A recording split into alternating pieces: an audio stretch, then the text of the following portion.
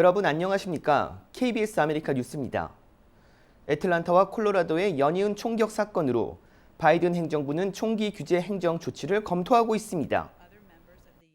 젠 사키 백악관 대변인은 계속되는 총격 사건을 막기 위해 조 바이든 대통령은 광범위한 대책 마련에 심사숙고 중이라고 밝혔습니다. 애틀란타와 콜로라도 총기 난사 사건으로 총격 범죄에 대한 우려가 높아지고 있어 행정명령으로 총기 규제에 나서는 것을 검토하고 있다고 밝혔습니다. I think he sees it as vital to take steps on two tracks because congressional legislation, as the Vice President conveyed this morning, obviously has a more permanent, lasting impact.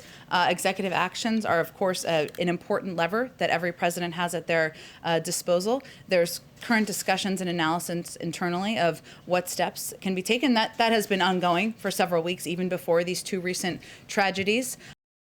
그러나 미국은 수정헌법 2조로 헌법상 개인이 무기를 소지할 수 있는 권리가 있습니다. 젠 사키 대변인은 수정헌법 2조를 바꾸는 것이 아닌 총기 구매 시 신원 조회를 더욱 강화하는 데 중점을 두고 있다고 밝혔습니다. Talking about overturning or changing the Second Amendment, what our focus is on is putting in place common sense measures that will make our communities safer, make families safer, make kids safer.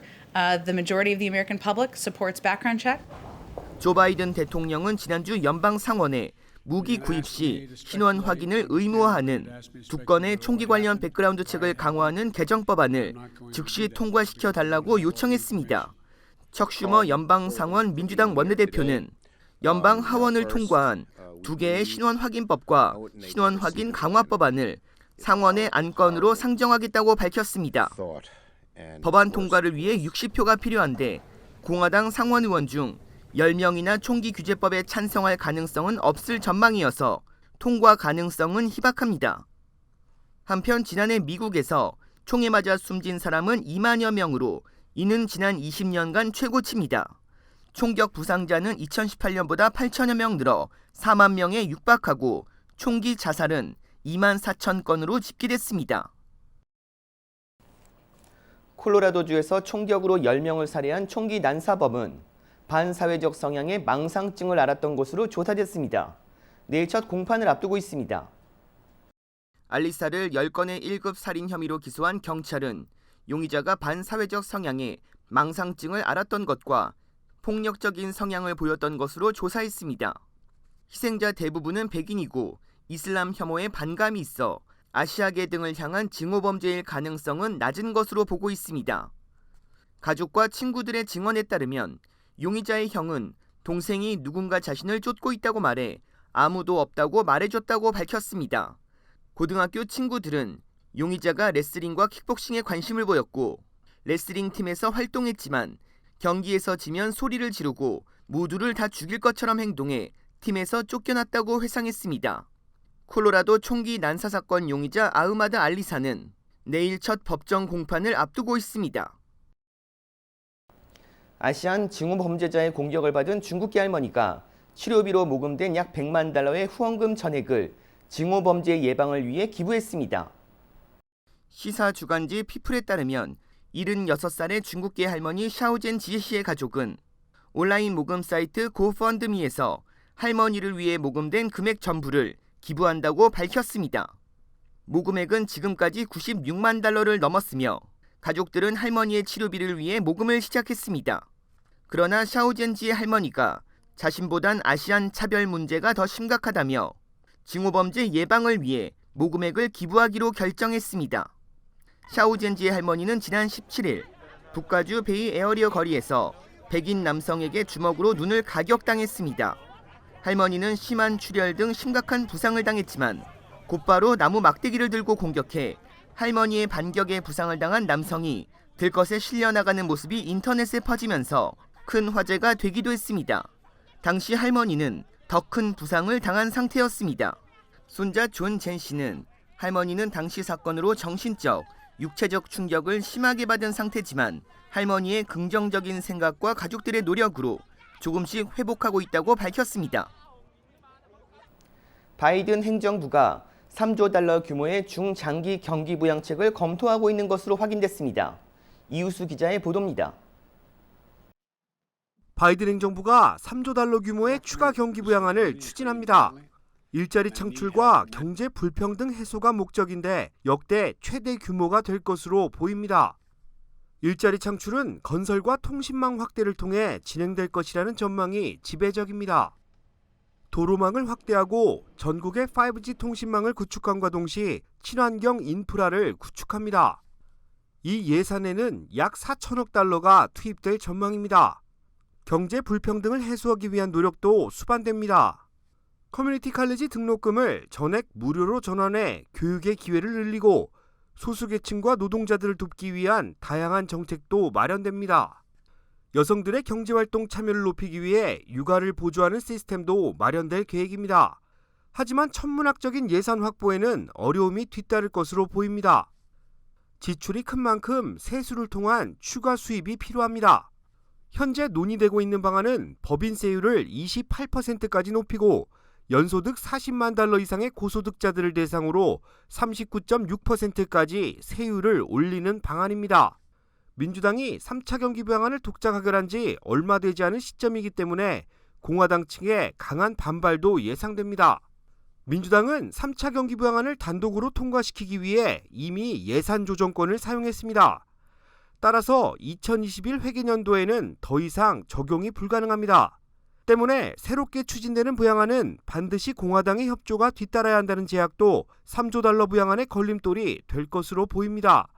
KBS 뉴스 이우수입니다.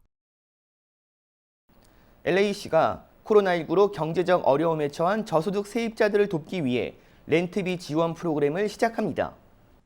LA시 중간 소득의 50% 이하나 90일 이상 실직 등 코로나19로 경제적 어려움을 겪고 있는 세입자는 렌트비 지원 프로그램에 신청할 수 있습니다.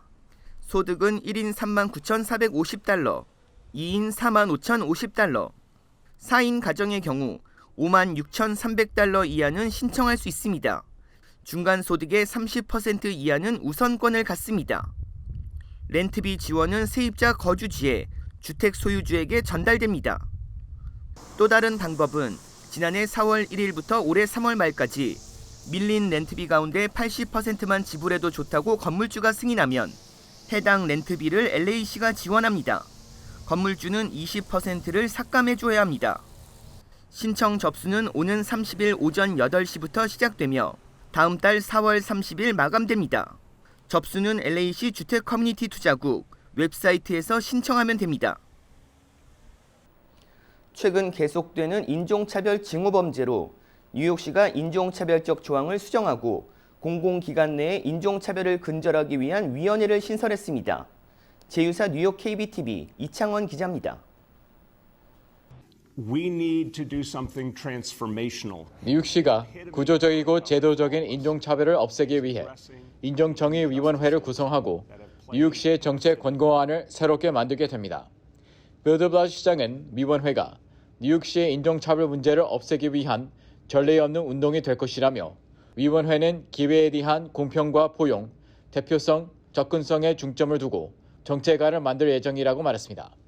따라서 인종정의위원회는 인종차별과 관련한 불합리한 조례안과 정책을 바꾸기 위해 뉴욕시 헌장까지 검토하고 수정이 필요한 부분을 결정하게 됩니다.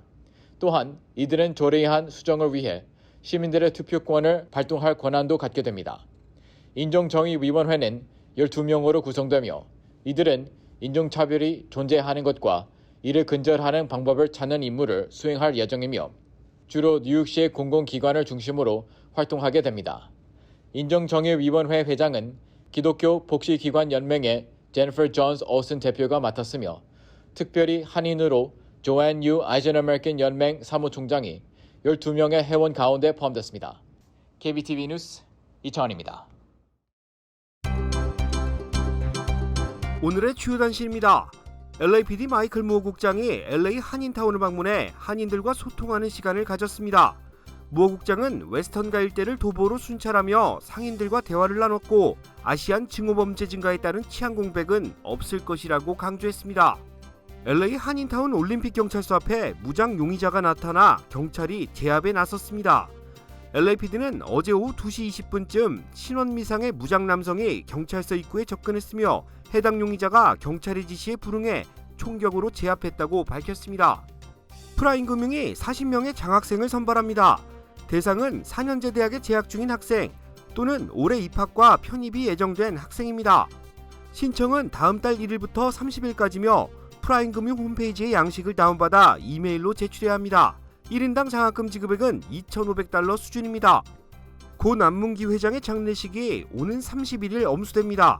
뉴스타 엔터프라이즈는 31일 오후 3시 로즈힐 스카이로즈에서 장례식이 엄수되며 참석을 원할 경우 오는 30일까지 이메일을 통해 접수해야 한다고 밝혔습니다.